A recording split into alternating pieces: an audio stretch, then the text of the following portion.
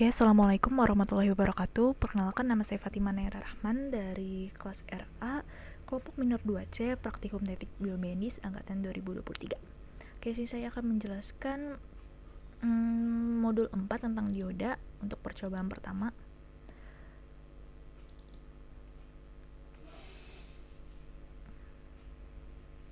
Nah, ini untuk percobaan pertama, kita menggunakan V-Sign, 3 jenis dioda, resistor, dan juga osiloskop untuk rangkaian ini. Nah, kita akan simulasikan dulu pertama rangkaiannya. Nah, ini dia.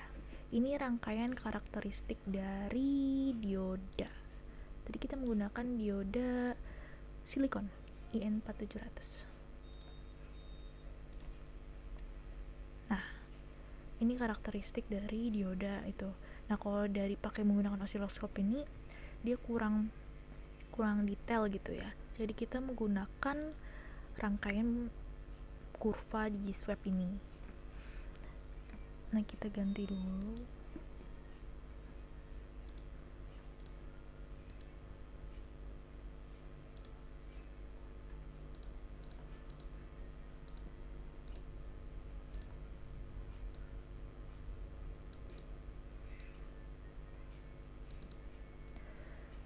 Kita spasi.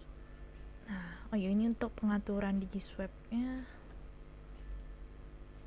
Start value-nya 0, nominal value-nya 500M, number steps-nya 100.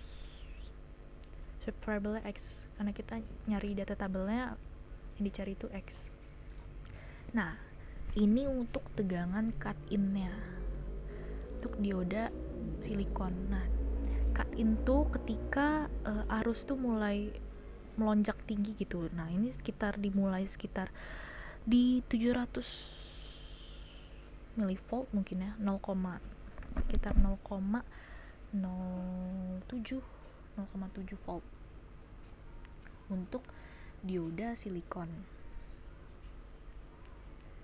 Kan 0,07.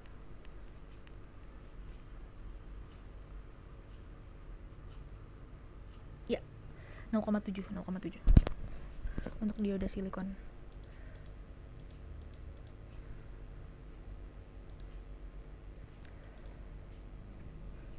Nah, kalau untuk tegangan breakdown-nya, kita tinggal balik ininya diodanya. Kita mirror. Karena breakdown itu kebalikan dari cut-in itu sendiri. Kita spasi. Nah, ini kebalikannya. Jadi untuk tegangan breakdown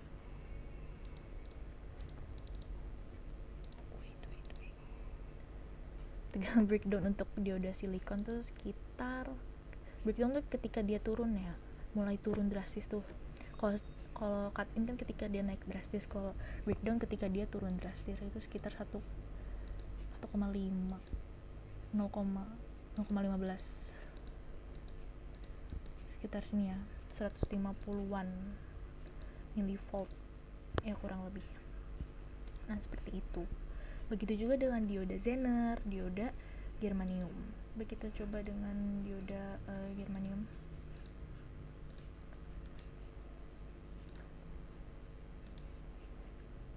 Kalau menggunakan osiloskop tuh dia kurang kelihatan gitu.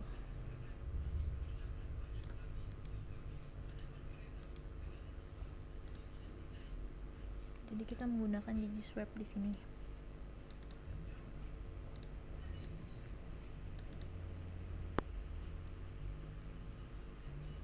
Oh yes, digiswap ada di sini ya. Ini digiswap. Ya tinggal ditaruh, abis tuh ininya probe current-nya dimasukin ke sini, di drag ke digiswap-nya. Nah, ini bisa kita spasi lagi. Untuk dioda germanium.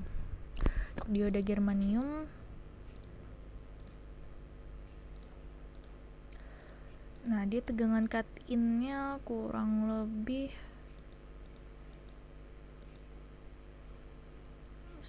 di sini kali ya. ini 150 milivoltan lah, 0,15 volt sekitar segitu untuk tegangan germanium, untuk tegangan cut-in-nya. Nah untuk tegangan breakdown-nya tinggal dibalik, kita mirror.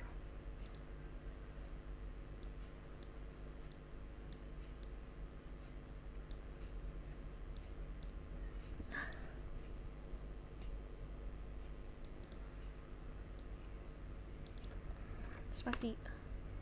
Nah ini untuk tegangan breakdown-nya. Begitu juga dengan silicon Zener.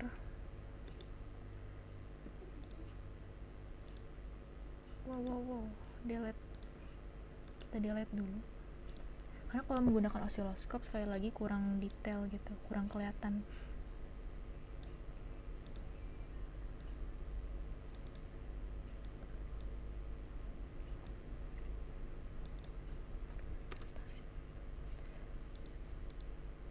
Nah ini untuk tegangan cut-in dari dioda Zener, sekitar 750 milivolt ya, 0,75 volt. Nah begitu juga dengan tegangan breakdown-nya, tinggal dibalik saja gitu. Nah selanjutnya kita ke percobaan kedua.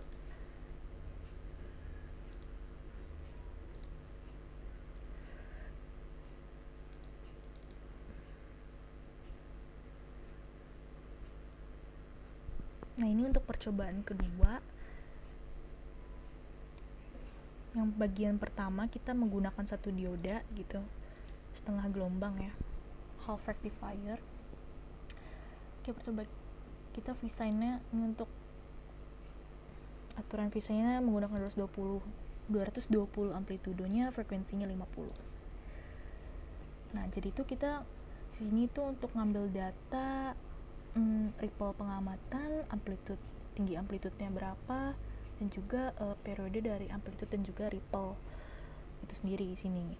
Nah nanti yang kita ubah tuh kapasitansinya dan juga resistansinya. Ada yang kapasitansinya tetap sedangkan resistansinya berubah-ubah, ada yang resistansinya tetap sedangkan kapasitansinya berubah-ubah. Kita ambil contoh 15 mikrofarad ini dengan 200.000 ohm resistansinya. Oke, kita play. Kita lihat.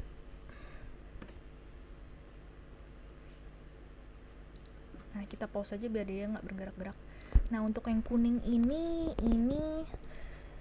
dia ripple-nya yang kuning. Nah, ini amplitudenya. Nah, untuk amplitudenya tingginya itu yang biru sekitar 150-an ya. Nah, kalau yang ripple ini sekitar, nah ini yang kuning ini namanya tegangan ripple pengamatannya sekitar 144 volt gitu. Ini untuk tinggi amplitudenya sekitar 150-an volt. Nah juga kita untuk mencari periode dari amplitude dan juga ripple ya. Nah ini untuk kita lihat yang abu-abu ini ya, untuk periodenya ini 19, sekitar 19 milisecond ms, di sini 40 ya, 20. Jadi sekitar 20-an ya lah ya untuk periode amplitudenya. Dan untuk periode dari ripple-nya sekitar 9, 10 lah, 10 sini 30. Nah, jadi untuk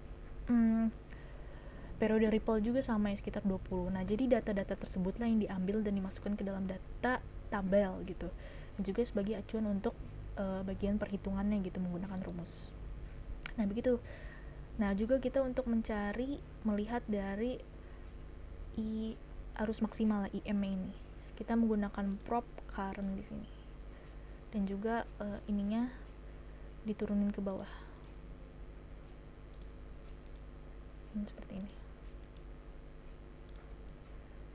Nah, kalau kita play untuk kapasitansi 15 mikrofarad dan juga 200.000 resistansi, sini kita bisa stop aja. Segini hasil untuk arus maksimum ya. Bisa diambil yang paling tinggi sih sebenarnya, tapi karena dia cepet banget jadi kira-kira aja. Nah, begitu untuk pengambilan data untuk percobaan yang kedua yang setengah gelombang. Begitu juga dengan percobaan kedua yang full gelombang. Caranya sama, cuman beda di rangkaiannya.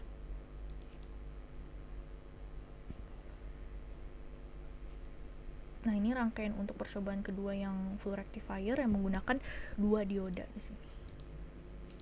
Diodanya sama ya jenisnya. Caranya juga sama, ada kapasitansinya yang berubah-ubah, sedangkan resistansinya tetap, ada yang resistansinya tetap, sedangkan kapasitansinya berubah-ubah. Jadi kita mainin kapasitansi dan resistansinya ini aja. Pengambilan datanya juga sama tadi seperti tadi. Kita play. Kita cari periode dari amplitude-nya, periode dari ripple-nya, dan juga tegangan ripple ya. Kita lihat tegangan ripple di sini. Ini sekitar 367 terus. Nah, ini berubah-ubah ya. Jadi kita ambil kira-kira aja nih, sekitar 377 millivolt untuk tegangan ripple ya. Untuk periodenya kita lihat yang abu-abu sekitar 50, sini sekitar 60 lah ya. Nah, berarti untuk periode ripple sini sekitar 10 ms. Itu juga dengan amplitude-nya kita hitung juga 60, dengan di sini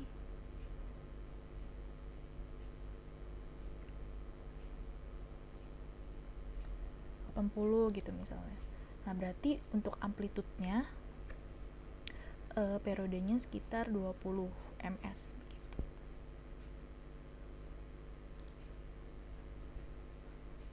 Dan ini juga sama untuk arus maksimumnya menggunakan probe current gitu. Tinggal di pause saja. Dan seperti itu untuk cara pengambilan data pengamatan dari modul 4 dioda. Sekian dari saya. Wassalamualaikum warahmatullahi wabarakatuh. Terima kasih.